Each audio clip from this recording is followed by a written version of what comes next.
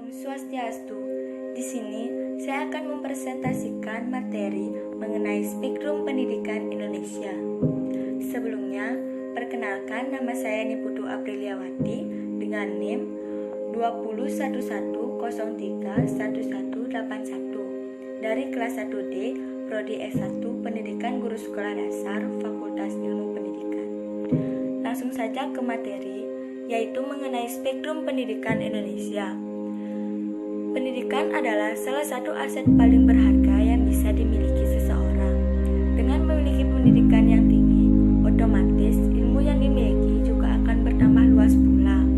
Alhasil, seseorang dengan pendidikan tinggi akan disegani dan menjadi individu yang banyak dibutuhkan keahliannya.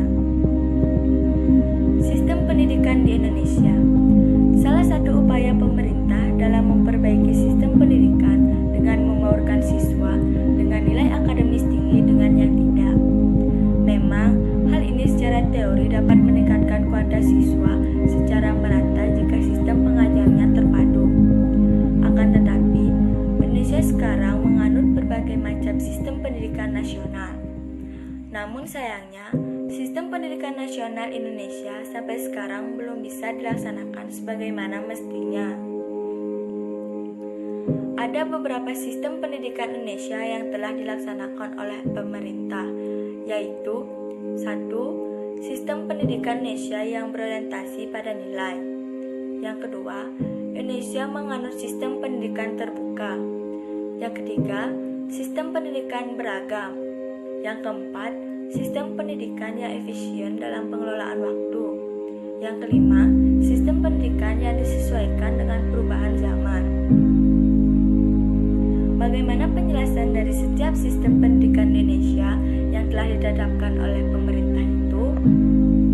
Baik, saya akan menjelaskannya. Yang pertama, yaitu sistem pendidikan Indonesia yang berorientasi pada nilai. Sistem pendidikan ini telah ditetapkan sejak sekolah dasar. Di sini, peserta didik diberi pengajaran kejujuran, tenggang rasa, kedisiplinan, dan sebagainya. Nilai ini disampaikan pada pelajaran PKN, bahkan nilai ini juga disampaikan di tingkat pendidikan menengah dan pendidikan tinggi. Yang kedua, Indonesia menganut sistem pendidikan terbuka. Menurut sistem pendidikan ini, peserta didik dituntut untuk dapat bersaing dengan teman, berpikir kreatif dan inovatif untuk menggali dan menemukan pemahaman terhadap suatu materi yang dibahas. Yang ketiga, sistem pendidikan beragam. Pada sistem pendidikan beragam ini, di Indonesia terdiri dari beragam suku, bahasa, daerah, budaya, dan lain-lain, serta pendidikan Indonesia terdiri dari pendidikan formal, non-formal, serta informal. Yang keempat, sistem pendidikan yang efisien dalam pengelolaan waktu. Di dalam KMB, waktu diatur sedemikian rupa agar peserta didik tidak terbebani dengan materi pembelajaran yang disampaikan karena waktunya yang singkat atau bahkan sebaliknya. Sebaiknya, pada pengaturan waktu, pemberian materi pada siswa SD perlu diatur agar siswa tidak merasa jenuh. Yang kelima, sistem pendidikan yang disesuaikan dengan perubahan zaman. Di dalam sistem ini, bangsa Indonesia harus menyesuaikan kurikulum dengan keadaan saat ini. Oleh karena itu, kurikulum di Indonesia sering mengalami perubahan dari waktu ke waktu. Sehingga, dengan adanya upaya ini, pendidikan Indonesia dapat lebih baik. Adanya suatu problem di bidang pendidikan. Problem atau permasalahan yang dihadapi bangsa Indonesia di bidang pendidikan mencangkup pada 3 pokok hal, yaitu 1. Pemerataan pendidikan. 2. Biaya pendidikan. 3. Kualitas pendidikan. Mau tahu penjelasannya? Saya akan menjelaskan, yaitu pertama, pemerataan pendidikan. Indonesia saat ini masih mengalami masalah di bidang pemerataan pendidikan, terutama pemerataan di bagian utara dan timur Nusantara. Hal ini dikarenakan fasilitas yang kurang memadai serta aksesibilitas yang kurang mendukung untuk melakukan suatu biaya pendidikan. Keadaan ekonomi Indonesia yang semakin terpuruk berdampak pula pada pendidikan di Indonesia.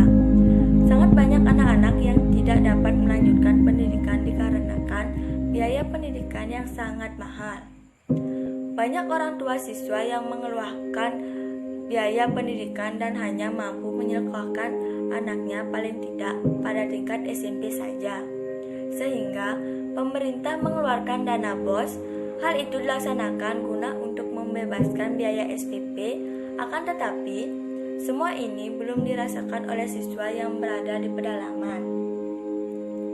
Yang ketiga, kualitas pendidikan. Permasalahan yang paling mendasar adalah masalah mutu pendidikan. Karena sekarang ini pendidikan kita masih jauh tertinggal jika dibandingkan dengan negara-negara lain. Hal ini tersebut dibuktikan dengan banyaknya tenaga pendidik yang mengajarkan namun tidak sesuai dengan bidangnya. Adanya kecurangan-kecurangan yang dilakukan saat mengikuti ujian nasional, siswa melakukan suatu kecurangan. Maka dari itu, kualitas pendidikan di Indonesia masih sangat rendah dibandingkan dengan negara lain. Sekian presentasi dari saya. Apabila ada kesalahan kata, saya mohon maaf. Saya ucapkan terima kasih. Om Santi Santi Santi Santi.